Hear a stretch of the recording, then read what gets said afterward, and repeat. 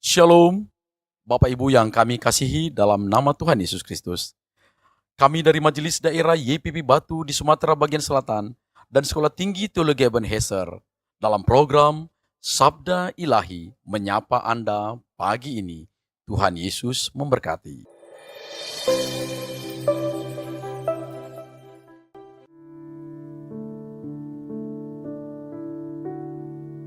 Ku ada sebagai mana ku ada, berdiri menghadap tatamu Bapa. Semua karena anugerah-Mu yang telah selamatkanku. Ku hidup dalam segala kelimpahan, ku layak untuk melayani Tuhan. Semua karena anugerah-Mu tercurah bagiku.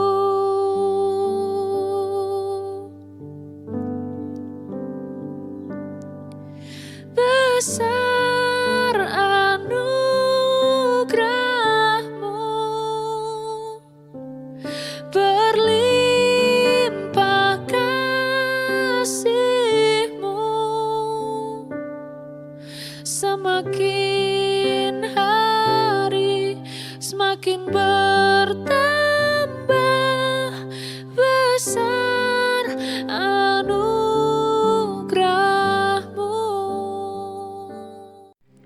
Shalom, selamat pagi sahabat Sabda Ilahi. Kembali lagi bersama dengan kami di MD YPPII Batu Sumbaksel. Pada kesempatan yang penuh berkat ini, kita akan merenungkan kebenaran firman Tuhan yang terambil dari Imamat pasal yang kelima ayat yang ke-7 di bawah tema yang akan menuntun hati untuk hidup dalam kepedulian dan kasih, yaitu berbalas kasih dalam hidup sehari-hari. Demikian firman Tuhan, tapi jika ia tidak dapat menebusnya sendiri, maka haruslah mempersembahkan kepada Tuhan seekor domba betina dari segala gandanya sebagai tebusan bagi kesalahannya.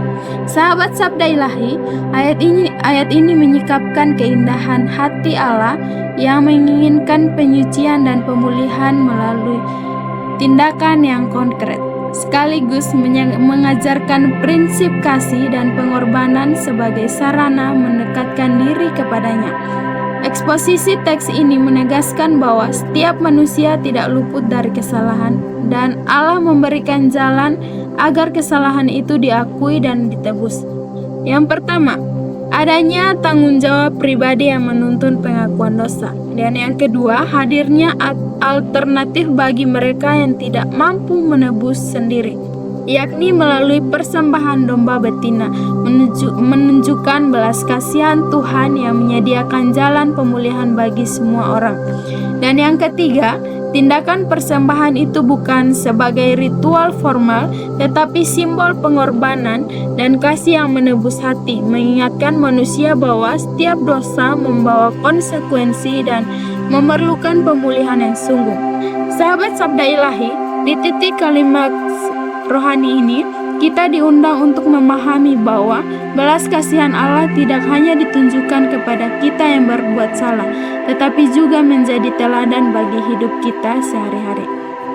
Bahwa hidup yang diberkati adalah hidup yang menempatkan kasih, pengampunan, dan perhatian kepada sesama sebagai refleksi dari belas kasihan Ilahi. Aplikasinya bagi kita adalah membiarkan prinsip belas kasihan ini menjadi landasan setiap hubungan, setiap tindakan, dan setiap keputusan. Mengakui kesalahan dengan rendah hati, berani memperbaiki, dan bersedia menolong mereka yang tidak mampu menebus kesalahan itu sendiri. Serta hidup dengan hati yang peka terhadap kebutuhan orang lain, menyalurkan kasih yang memulihkan dan membawa damai. Maka sahabat Sabda Ilahi, marilah kita menutup renungan ini dengan doa dan berkomitmen kepada Tuhan.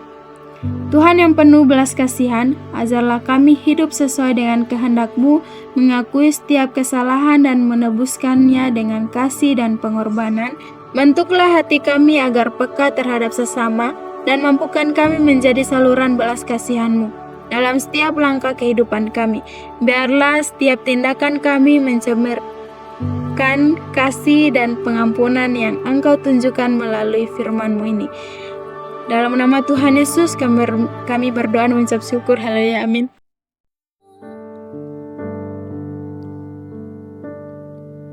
Ku hidup dalam segala kelimpahan, ku layak untuk melayani Tuhan.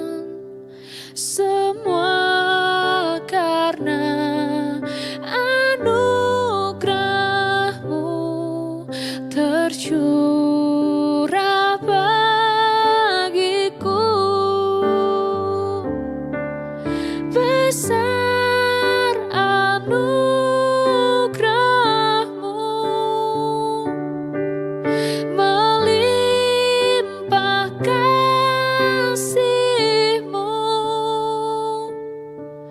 Semakin hari semakin bertambah